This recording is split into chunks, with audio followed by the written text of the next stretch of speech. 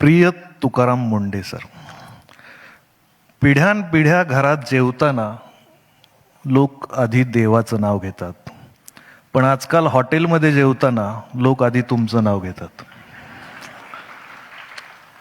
तुम्ही अन्न पदार्थात भेसळीच्या विरोधात उघडलेल्या जोरदार मोहिमेमुळे संपूर्ण देशात तुमच्यावर कौतुकाचा वर्षाव होतोय, पण आमची अडचण वेगळी आहे. तुमच्यामुळे आमच्यासारख्या सामान्य माणसाला जो मानसिक त्रास होतोय याची तुम्हाला कल्पना तरी आहे का? अहो, आमचं अर्ध आयुष्य हॉटेल किंवा रस्त्यावर वडापाव, पाणीपुरी, भेळ खात आलोय आम्ही, आणि अचानक एक दिवस तुमच्यामुळे लक्षात येतं की तिथं झुरळ होते, भेसळ होती, पनीर डुप्लिकेट होतं. अहो, अज्ञानातल्या सुखात जगत होतो आम्ही, आणि आता तुम्ही एवढ्या वर्षांनी आम्हाला जागं करताय. हे म्हणजे सोयाबीन समजून जेवण करणाऱ्या माणसाला, शाकाहारी माणसाला हात धुताना कसं वाटलं चिकन म्हणण्यासारखं आहे. आमचा मित्र म्हणाला की खरं तर सध्याच्या काळात कॉक्रोचचा राग धर्मेंद्र प्रधान यांना यायला पाहिजे, पण प्रधानांपेक्षा मुंडेच जास्त चिडतात कॉक्रोच बघून. अर्थात तुम्ही हॉटेलमधल्या खऱ्या खुऱ्या कॉक्रोचला बघून चिडताय, हे बरं आहे, आणि त्यासाठी लोकांनी तुमचे मनातून आभार मानले. उशिरा का होईना सावध केल्याबद्दल आभार. तुमच्यामुळे रात्री उशिरा घरी आलेल्या नवऱ्याकडे बायकोने संशयाने बघावं, तसे आता आम्ही पनीरकडे बघतो. तुमच्यामुळे आईस्क्रीम बद्दल पण संशय वाटायला लागला. आमचा मित्र हातात आईस्क्रीमचा कोन आला की ऐश्वर्या रायचा फोन आल्यासारखा चेहरा करायचा. आता आईस्क्रीमचा कोन दिसला की बायकोचा फोन आल्यासारखा चेहरा करतो. हॉटेलमध्ये गेल्यावर आधी फक्त पैशांची चिंता वाटायची, आता पदार्थांची चिंता वाटते. काही हॉटेल मालक पैसे घेऊन पण आपण लोकांना जेवू घालतो म्हणजे उपकार करतो अशा थाटात गल्ल्यावर बसायचे, डोनाल्ड ट्रम्प सारखा चेहरा करून. आता अचानक ते इटलीच्या मेलोनीबाई सारखे प्रेमळ दिसायला लागले.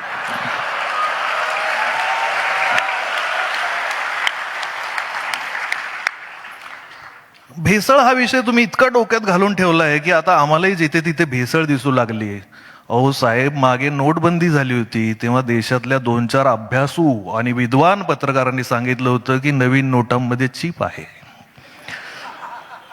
साहेब, लोकांनी त्या नादात नोटा फाडल्या, पण चीप काही दिसली नाही, तिथेही भेसळ. बातमीच्या नावाने आता न्यूज चॅनल सर्रास अफवा दाखवतात, पण पत्रकारितेतली ही भेसळ काही सहजासहजी थांबणार नाही. कारण कुणीतरी म्हणालंय, लोकांना मूर्ख बनवणं सोपं आहे, समजावणं अवघड आहे.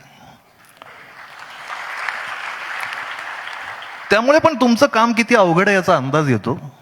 आमचा एक गावाकडचा मित्र एका भोंदू बाबाकडे गेला. बाबाने त्याला कसली तरी पावडर दिली आणि खा म्हणाला. 1 वर्षात तुझी स्वतःची नवी कोरी जीप येईल. मित्राची जीप काय आली नाही, पण बाबाची क्लिप मात्र आली मार्केटमध्ये. मित्र आता व्हॉट्सअप ग्रुपवर लोकांना मेसेज पाठवतो, निदान मला क्लिप तरी पाठवा. भेसळ अन्नात होते तेव्हा तिच्यावर वचक ठेवता येतो, मेंदूत भेसळ होते तेव्हा मात्र परिस्थिती अवघड असते. तुमच्याबद्दल एक जण सांगत होता, आजकाल तुकाराम मुंडे ट्रेंडिंग आहेत. मी माझ्या पोस्ट तुकाराम मुंडे हॅशटॅग वापरून टाकतो. काही लोकांसाठी तुमचा त्याग महत्वाचा आहे, काही लोकांसाठी तुमचा हॅशटॅग महत्वाचा आहे. असो, पूर्वी लहान मुलांना फुकट चॉकलेट देऊन पळवून नेणारी टोळी होती. आता मोठमोठ्या माणसांना चॉकलेट, बर्गर, फ्रेंच फ्राईज अशा गोष्टी विकत घ्यायला लावून बर्बादीकडे वळवणारी टोळी प्रत्येक चौकात आहे. पण आजही तुम्ही बघा, पाणी जास्त आहे म्हणून गावाकडच्या लोकांनी दूध रस्त्यावर टाकून दिलं. पण तुम्हाला एकदा तरी दारू रस्त्यावर ओतून दिलेले हरामखोर व्यापारी दिसले? तुम्हाला एकदा तरी गुटखा फेकून दिलेले नालायक शेठ दिसले? शेतीत कर्ज झालं म्हणून आत्महत्या करणारा शेतकरी आणि व्यापारात देशाला गंडा लावून परदेशात पळून जाणारे व्यापारी, लहान पोरांच्या खाण्यात रंगाची भेसळ करणारे लोक कधीच या देशाच्या तिरंग्याचे होऊ शकत नाहीत.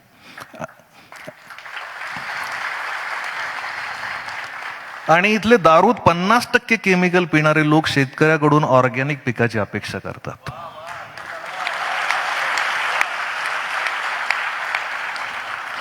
शहरात टोमॅटो केचप सडलेला चालतो, पण भाजीवाल्याकडे वांग किडलेलं चालत नाही. या लोकांना कसं सांगणार? जे अस्सल आहे ते ओबडधोबडच असणार. जे संघर्षातून तुकाराम मुंडे होतो तो कठोरच वाटणार. कारण जे जे ऑर्गॅनिक आहे ते असंच. एकाच आकारात मिळणारी नाजूक आणि सुंदर फळं मालकाने केमिकलचं इंजेक्शन दिलेली असतात. तुकाराम मुंडे यांच्यासारखं गावरान बीज आपले संस्काराचे आणि मातीचे मूळ गुण सोडत नाही. ते नाठाळाच्या माथी हाणू काठी असंच म्हणणार, कायम म्हणणार. मुंडे साहेब, लहानपणी शेती करताना भाव मिळाला नाही म्हणून तुम्हाला कांदे रस्त्यावर टाकून द्यायची वेळ आली होती. घरात दुभती जनावर असताना कोरा चहा प्यायची वेळ आली होती. फक्त शेतकऱ्याच्या नशिबातच ही साडेसाती का? शेतकरी चळवळीत असताना शेतकऱ्याच्या कुठल्याही प्रश्नावर पाना फुटणारी ही मंडळी आम्ही बहुमताने मंत्रालयात निवडून पाठवली की भाकड का होतात? आम्ही ज्यांना गरीब गाई समजून धष्टपुष्ट करून विधानसभा विधान परिषदेत पाठवतो त्यांच्या भोवती वासरं नाही लांडगे कसे जमा होतात? आमच्या मतदानात पण भेसळ होते, जरा लक्ष द्या.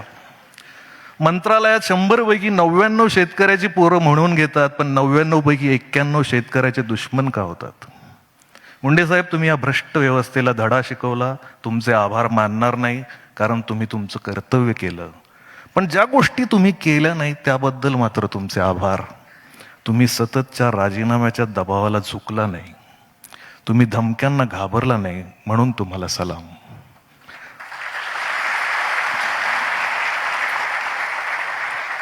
व्यवस्थेला जाब विचारणाऱ्या महाकवी संत तुकारामांचं नाव तुम्हाला देणाऱ्या दूरदर्शी आई वडिलांना साष्टांग नमस्कार. ताजा कलम, तुम्हाला अन्न पदार्थातली भेसळ कळते, पण एक सांगावं वाटतं, आजच्या जमान्यात कौतुकातही भेसळ असते.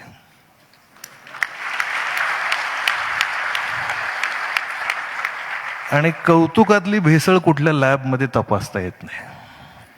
त्यासाठी तुमच्यासारखा शून्यातून सर्वस्व निर्माण करणारा माणूस सक्षम आहे ही अपेक्षा. तुम्ही सरकारी अधिकारी असला तरी खूप मोठे व्हा अशी प्रार्थना करण्यापेक्षा कायम आहात तसेच राहा असं आम्ही म्हणू. रोल मॉडेल, काही लोक आहेत तसेच राहणं हीच सगळ्यात मोठी बढती असते, प्रमोशन असतं. त्यांच्यासाठी नाही, समाजासाठी. धन्यवाद.